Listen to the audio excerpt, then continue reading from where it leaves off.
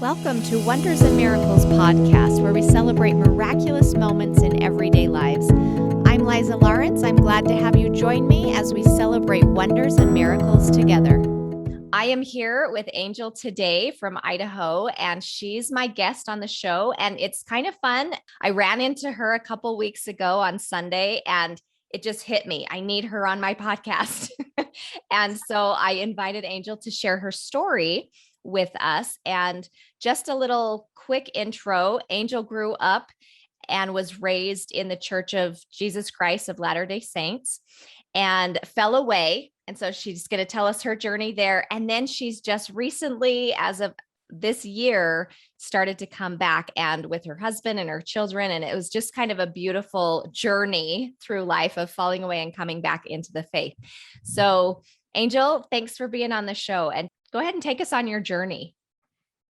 Absolutely. Thank you for having me.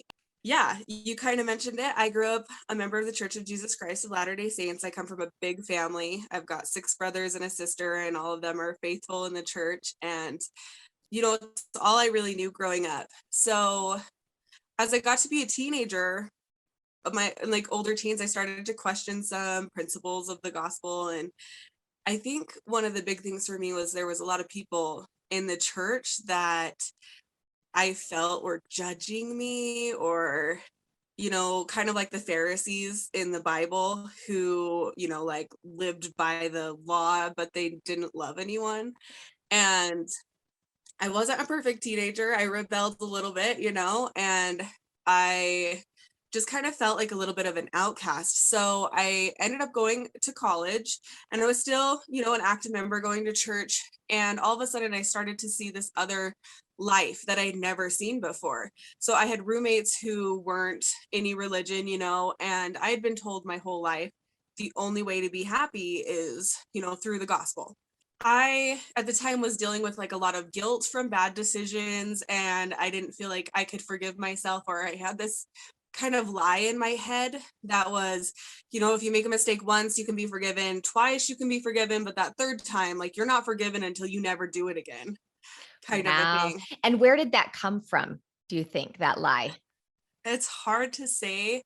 I think what I've come to realize is that there are truths in the gospel that Satan will twist just 5%, and that 5% turns into this lie that you start to believe that's not real. And where it came from, whether it was at church or at home, I'm not 100% sure, but I just, that's just what I started to believe, that there was a 3-strike rule. Wow. And it could be that all my brothers were in sports, and so that sports reference 3 was strikes, you're out, right? Yeah. I was really discouraged. And anyway, so I met these beautiful women who were my roommates, and they were doing all of these, wicked things that I had been raised told were bad, right? But they were so happy. They looked so happy. And so I started to question a lot of what I had been told. And things just started to feel like I'd been lied to my whole life. So I was kind of, going back and forth on what I wanted to do, because I knew my soul was at stake, right? Salvation. If I choose to leave this path, it could be really bad. But if I've been lied to, why would I stick with it, especially if it was making me miserable? I had a college professor that I talked to who had been a returned missionary of the Church of Jesus Christ of Latter-day Saints. And so he had spent 2 years out preaching the gospel, and he came back and had left the church and was very you can leave the church, absolutely. He was but you should research it, look into what you believe and what other people are offering before you make that final decision. And so I started researching it. I started looking at anti-Mormon literature, because I thought, if the church is true, nothing I'm going to read is going to dissuade me from that, kind of a scientific approach to it. So I decided that I was going to leave the church, and he said to me, be honest and tell your family, don't hide it from them, because then you're just living a lie and it will just cause tension and stuff. And so I came home and I told my family that I was not a member of the church. I didn't know what I believed, but I knew that that wasn't for me at that time. And I became very versed in all of the reasons why the church was wrong in my mind. And I would definitely argue with people and preach against it. And I was like on a mission to save people from the church. I started to look into other religions, a little bit. I went to Catholic church and I went to a Baptist church, and I started looking into science, and that really resonated with me. I was like, okay, this makes sense. They've got answers for things. And so eventually I decided just to be atheist, that I didn't believe that God existed. When I would go home, it started to be very rare that I went home, because every time I went home, it caused a lot of tension. My mom is a sweet, amazing lady, but we could not be in the same room together. We would argue every time I came home. And it was like me trying to convince her that her belief system was wrong, and her trying to tell me that to have a little faith. And I'm like, you're just blindly following this. And that was really frustrating for me. And 3 years after I left the church, I met my now husband, Mason. And he was a huge blessing in my life. I didn't realize it yet at the time. But he had grown up in a household where his dad didn't really believe anything. His mom was like, if you believe in God, you're good. And he went to a private Christian school. So when I met him, he was like, let's go to Christian church together. And I was like, oh, great. Sure, I'll go, And at this And point, you don't really want anything to do with religion, I'm guessing, No. as an atheist. Yeah. Mhm. I mean, I didn't mind hearing about different cultures and what they believed in different religions. Like, it was interesting to me, but I looked at it kind of like you would look at somebody who believed in the Greek gods. Like, Mhm. that's great, but you just don't have answers for everything. Anyway, so he was my boyfriend at the time. He was like, let's go to Christian church. And I was like, okay, sure. And we went in there, and it kind of opened my heart in a way, because I feel like that's where I learned what grace was and how much God loves you regardless of how many mistakes you make. But there were still things in there that I was like, but I don't feel like that's quite right. Fast forward 7 years. Mason and I had been together for 7 years. We had 2 kids, a 3-year-old and a 1-year-old. And it was 2020. So COVID had hit. Life was so crazy at that time. Mason and I were not doing well in our relationship at all. We were like on the verge of breaking up. We had been struggling for like a couple years now, trying to like keep it together, but things, just all of the relationship stuff that can go wrong was going wrong. You know what I mean? And I just felt miserable. I was able to do whatever I wanted, but I felt so like trapped. And Mason and I, around the 4th of July, we got into a big argument, and I took the kids home to my parents' house. And I was like, I was done. I was going to hire a lawyer. We were going to go through the whole custody battle. And anyone who's ever gone through that in a relationship knows how absolutely stressful and awful it is. And that worry of like, my kids aren't going to be with me, and I'm going to have to share them. And I don't necessarily believe in the way he acts at certain times, like if that's going to be healthy or whatever. And so I came home to stay with my parents. And at this point, like, my relationship with my parents was much better than when I left the church. They had accepted the fact that I was just doing my own thing and was living my own life. So I was staying with my mom, and she had 3 Book of Mormons, the ones that the missionaries hand out. They're like these little tiny ones sitting out, and she was putting tabs in them for new converts. Like, they'll give them the book, and then they can look at the tab if they have a question and flip to it. And it'll be like, where did I come from? And then they can read the scripture or whatever. And I walked by it the first time, and I just like rolled my eyes and was like, of course she would have Book of Mormon sitting out, And then I had to walk by it every day because it was like sitting in the kitchen. And one day I walked past it, and I got this thought in my mind: why don't you just read it? And then the thought was like, well, you've read all the reasons why the church is wrong. So what would it hurt to read, actually the book that is so important to them? And I was still kind of iffy. So there was a couple really cool things that actually happened during this time. So back up a couple months before that, I had a friend from high school reach out to me, and I hadn't talked to her in 10 years. And just out of the blue, she Marco Polos me and is like, hey, I was thinking about you. How are you? And I was like, oh my goodness, it's so good to see you. I'm good. And we started talking, and she was not pushy about religion in any way. She was totally accepting of everything that, because I made it very clear right away, like, if you're doing this as a mission, you're not going to go anywhere, because I was never coming back to the church ever. I was very set on that. Anyway, so she was just my friend. We started talking. And so as I was struggling with my relationship, not knowing what to do and stuff, I reached out to her a little bit, and I was like, I've kind of been thinking about maybe looking into the church again. And she was like, really? She's like, I'll be honest, out of everybody I knew, you were not one person I would even think would consider that. And I was like, I know, right? And she was like, just don't say anything to your mom yet. It'll break her heart if you choose not to. So after a particularly rough day, I got in an argument with my mother-in-law and well, she wasn't quite mother-in-law yet because we were fiance, and my, fiance and stuff. I picked up the Book of Mormon, and I was angry, and I was like, I am going to prove this wrong. I'm going to find every fault in it. Like, I just need to have that final thing being like, I made the right choice, and I'm not miserable right now because I'm not a member of the church, kind of a thing. And I opened up the book and I started reading, and it was so captivating. It had never been that way to me as a kid.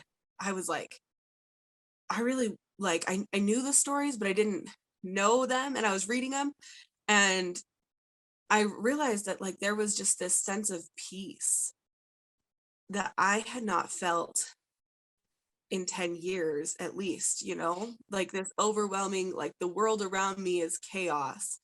And I start reading this book, and all of a sudden it's just peace.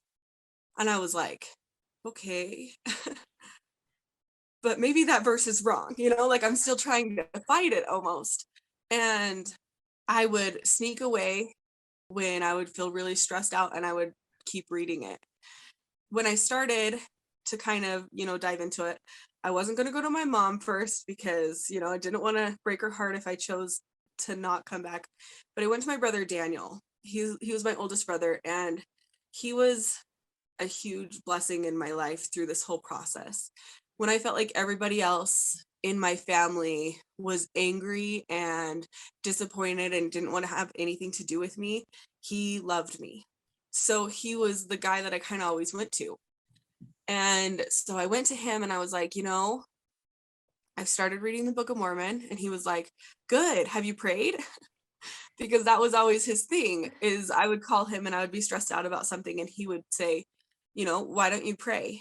And there for a while, I was like, I'm not going to talk to myself. That's dumb. Right. Like, it doesn't work. I'm not doing it. And he was like, well, if it it doesn't work, what's the harm in just doing it anyway? And I'd be like, my pride, like, anyway, he was like, well, maybe you should pray and see how you feel. So I did. And I just got this feeling like, this is what I want. Like, this is what I've been missing. This is what I need in my life. Yeah, I started reading the Book of Mormon, and it was amazing how quickly the change happened. I think back now, it felt like a long time, but it was so fast that, like, all of a sudden I knew I need this. It's not even that I want it. Like, I need this in my life. I have gone 10 years, walking upstream and fighting everything and doing it all myself. And all of a sudden, like, there was this huge boost of, you can do this, because I wasn't alone anymore. All of a sudden I had Christ on my side, and I was like, I'm not going to let go of this. And so I was like, okay, well, the next thing I need to do is go talk to my bishop, confess your sins, go down that whole repentance route. And I was scared at first because I had spent 10 years preaching against the gospel. And I was like, I'm pretty sure I'm going to get excommunicated as I'm trying to come back to the church. I was like, or something. I was like, but you know what? At that point, I didn't care anymore, because I knew that what I wanted, and I wasn't going to get rid of it. I wasn't going to give up on God again. How did you know? Like, what was the moment that you were like, this is what I need? Was it the prayer? Was it just the process of reading the book? It was just the process of reading the book and the peace that I felt, because it was just like overwhelming almost. I And don't was it a stark difference from, what you had been experiencing over the past 10 years to what you were experiencing now? It's that kind of what made Oh it yeah, like that was a black and white sort of difference? yes, 100% black and white service. It was kind of crazy to me because living outside of the gospel, I had tried all these different things, to like find what I was missing. Like a lot of people my age, I dealt with anxiety. And so I would try to find things to help with that. And stuff worked for like a limited amount of time, or, like you have a glass of wine and it takes the edge off, but you're right back to where you're supposed to be the next day, and it doesn't really work. And that was the only time that I ever truly felt peace. I think it was the first time I understood the verse, my peace I give unto you, my peace I leave with you, not as the world giveth, give Mm, I unto you. Let not your heart be troubled, neither let it be afraid, because that's what it was. It I was love all of a that. sudden like my world is ending. I'm breaking up with the guy I've been with for 7 years. And it was just, everything's going to be okay. You're okay and you're loved. And that love, it's so hard to comprehend when, the people around you try to love you the best they can, but their love isn't perfect. And his is perfect. And all of a sudden I was feeling that. Before that, I never felt worthy of it. I didn't feel like I deserved it because I could never do everything right. I wanted to, but I struggled like we all do. No, so like when I picked up that Book of Mormon and I started reading it, it was just an overwhelming amount of peace. And even though the world was chaos around me, like if I was sad or mad or angry or anything, like I would pick up that book and just start reading wherever I was. And it was like I could breathe Wow. all of a sudden. It was amazing. Yeah, and then I started to pray on top of it. And that was also very helpful. I think the other thing that happened at that time that made a huge difference for me was before I went to talk to the bishop, I went out and talked to my brother Daniel, and my brother Eric was around at the time too.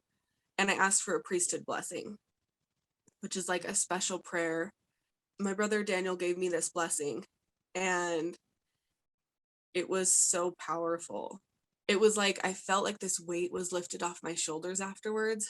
He said a phrase in there about how, this is going to sound crazy, but how the demons that were riding me would be gone and that I'd be Wow. able to continue on my journey.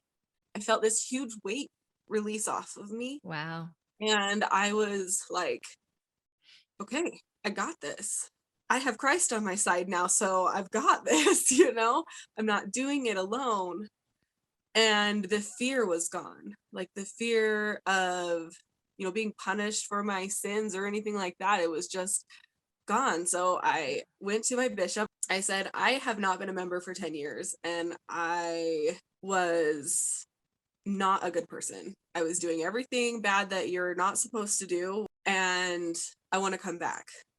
He was really excited to have me there. First of all, he was like, this is the best. Like, I wish I got a text like this every day, is what he said. And I was like, good, because I was super nervous. You don't know what to expect. And I felt so much love in that room that like God was just so happy that I was there, that I was finally deciding to acknowledge him in my life and let him have a place. That went really well and things were good. And this all happened before I started talking to my fiance about it. I had not told him that I was thinking about coming back to the church. He knew that I hated it, the church, hated it. He was very comfortable with our lives, like we went to Christian church maybe once or twice a year, but we were just, very relaxed. And so I called him up. This is in the middle of us like deciding whether or not we want to stay together, right? It was funny because my mom was like, I finally told her, she was really excited by the time I went to the bishop, and she was like, how's Mason going to take it? And I was like, I don't know, but I wasn't afraid. There was no fear there. I just like had this feeling that everything was going to be fine, that no matter what the outcome was, it was okay. And so I called him and I was like, hey, I want to be a member of the church again. And he was like, okay, well, can we still go to Christian church sometimes? And I was like, sure. I don't know. I was like, but I think if you come to church with me one time, like you'll see that being a member of the Church of Jesus Christ is a Christian church. And I don't think he realized that. So anyway, he came up and we scheduled a meeting with the missionaries. They didn't know that he was going to be there. They thought they were just coming and talking to a member who had been inactive. We had requested him come on a Monday because my husband works in North Dakota, and so his schedule is crazy. He will work for 20 days and then he gets 10 days off. So you have to get everything done in that 10 days, right? And then he goes back to work for 20 days straight.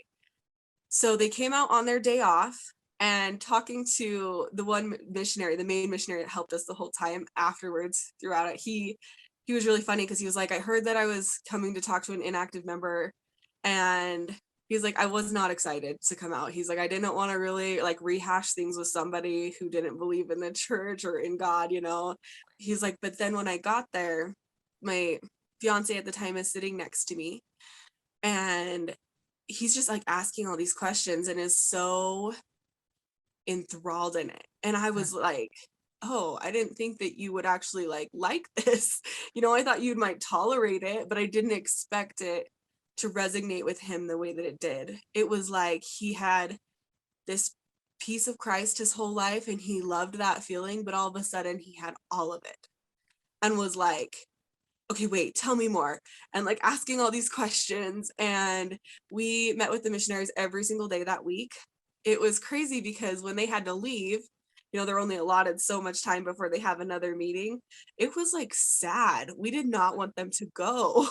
I was like, do you guys have to go? Can you stay a little bit longer? You know? And they're like, we'll come back tomorrow, you know?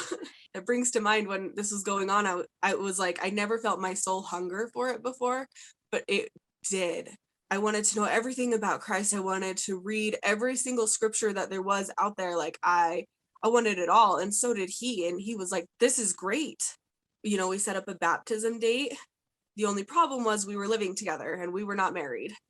And you can't get baptized if you're cohabitating. And I was like, okay, you know, we have 2 kids, but I get it. We gotta live separately for a little bit. So I stayed in Idaho with my family and he went back up to North Dakota. And then when he would come down, he would be in a different room. We didn't sleep in the same room or, you know, do anything for 2 months. The other thing was we had been engaged for 4 years and I was ready, you know, to like either tie the knot or move on. Like, are you going to marry me or are we going to do this forever? And when the missionaries were like, marry her, he was like, okay, let's get married. You want to get married?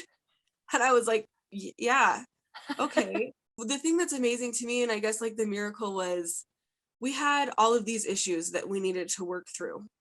And all of a sudden, with Christ in our life, we were able to be honest with each other. We were able to forgive each other in a way that we hadn't been before. And it was like, as we partook of the atonement and it washed us clean, it like rejuvenated our relationship.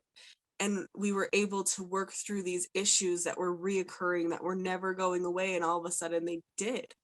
That's a miracle. Amazing. It was. It really was. And like, I know that he's my soulmate. I know that God put him there in my life, you know, to introduce me back to Christ, you know, years ago when I didn't want anything to do with it, to be like, hey, there's love there. Like, it's not judgment, it's love. And I didn't understand that. Just the change that happened in our lives. You know, I went from being super critical of him, you know, he couldn't do anything right. And I was always nagging at him and like it caused resentment. He didn't want to be around me. And he went from wanting to be with his friends all the time and never be home to actually wanting to be a dad and like be there for his kids and not go to the bar every weekend. Instead, you know, be home with us. Like, it was just crazy, this change. And people will ask me, who knew our relationship, who knew how rocky it was, like how did that happen? And I'm like, I didn't do anything. Christ did. He did it, because I had talked till I was blue in the face. We had gone to couples counseling. We had done all the things that the world says, do this and it will fix it. And even though we tried, it didn't work. It would work for a month or two, then we'd be right back to the same place. Since we've come back to the church, I think we've had one disagreement maybe, and it wasn't even an argument. Like, I can't even put it in that category because our arguments were intense before, and so it was just like a disagreement. We got through it and it wasn't a big deal, and we started reading our scriptures together every night. That has been kind of like the cornerstone of our new relationship, is that we read together every night. And there was a time where we kind of started, you get a little bit laxed in it, and you don't read every day, or you're not praying as much as you did in the beginning, when you have this overwhelming sense of like love and the Holy Ghost spirit around you. And it was interesting because as we slipped reading our scriptures every day, we started to feel like this contention again a little bit, and that's when we got in that one disagreement. And I was like, we need to read our scriptures again. And he was like, yeah, I think you're right. Anyway, so we're pregnant with our third baby, and it's been a high risk pregnancy. And so we live in a really small rural town in North Dakota, and the hospital there was not equipped to take my case. And so they asked me to move to a bigger hospital. I decided to move back to Idaho, where my family is, to the hospital here. They wanted me here at 30 weeks all the way until delivery at 36.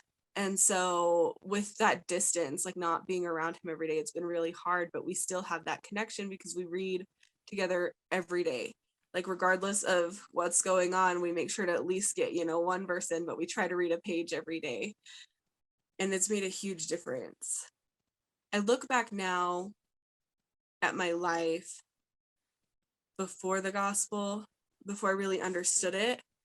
And even when I wasn't a member, I feel like I was blessed because of those people around me who were living the gospel faithfully. Because my brother was worthy to give me a priesthood blessing the day that I asked.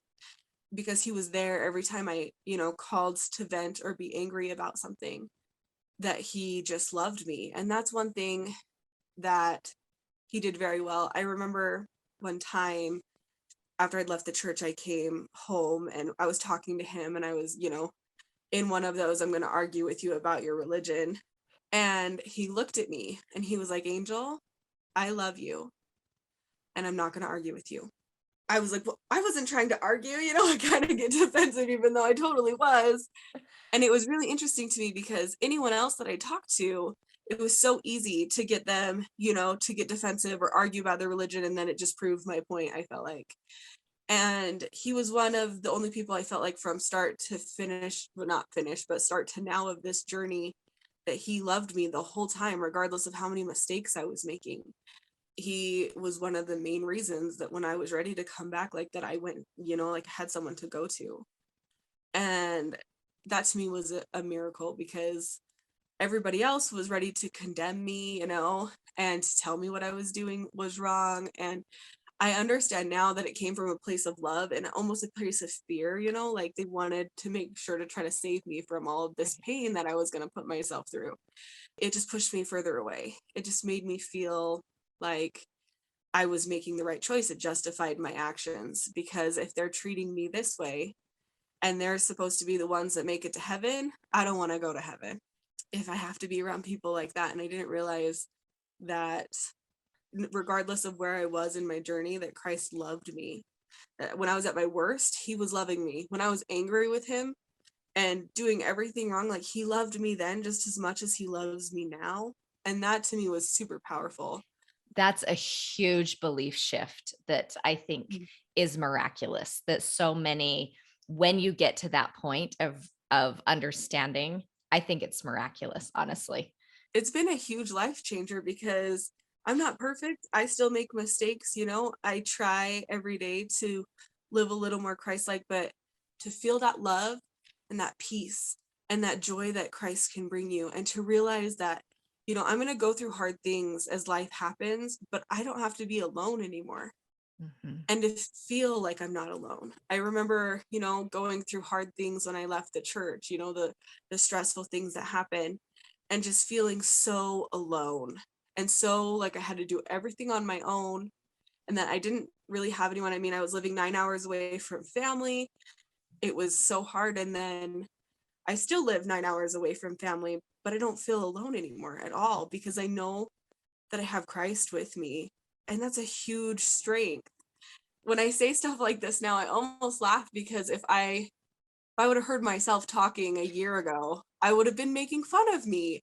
I would have been like, you're crazy. But to actually like have experienced it and to know that there is no other way to find peace. I have tried every other way.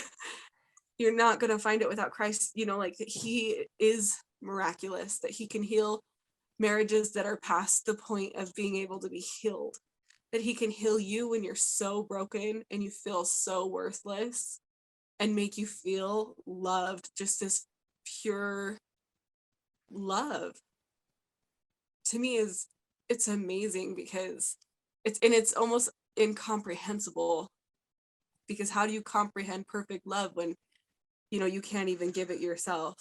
But that's what he does, you know, to forgive so quickly. Like 10 years of me trying to bring people away from him, literally, I would have been happy if I could have got someone to leave the church. And all of a sudden I'm back, and he's like, I'm happy to have you. I'm so glad you're here. Just to have that love is, to me, is really amazing. I'm so blessed and grateful and humbled because I don't feel like I deserved any of it, but he was still willing to give it anyway, you know? That ransom for your soul, like the fact that he is still advocating for you even at your worst. And I said to my mom the other day, what he says when he's on the cross, Father, forgive them, for they know not what they do. The people who were just the worst to him, had beat him, were murdering him, his last words, and I think it's so telling, was forgive them. Like he was still advocating for these people who were so bad, because that's how much he loves us. To me, it's just miraculous, and it is life changing when people, you know, like they'll come to me and be like, oh, this is so hard, or my relationship is falling apart. I want to be like, you know, I believe in counseling. I think that it's a great tool, and I think more than anything, on top of all of that, is Christ. If you want to fix it, use the atonement. It's real, which I didn't believe before, but it is, and it's amazing. Wow, you have a powerful testimony. And I think because you've done both, you've seen such a difference, and it's powerful when you have those experiences that change you. It truly is miraculous. And I just kept hearing the phrase, when you're yoked with Christ, when you're united with him, it makes all the difference. And then come unto me, I can heal you. Like when you say, you know, marriage troubles, when it's honestly feels like past the point of repair, if you can turn to Christ, that makes all the difference. And I think your story is truly amazing and miraculous. And I'm so happy for you that you've seen that grace in your life and the atonement working in your life, and that you've been able to find that peace again, and not even again, but for the first time. Yeah, Right.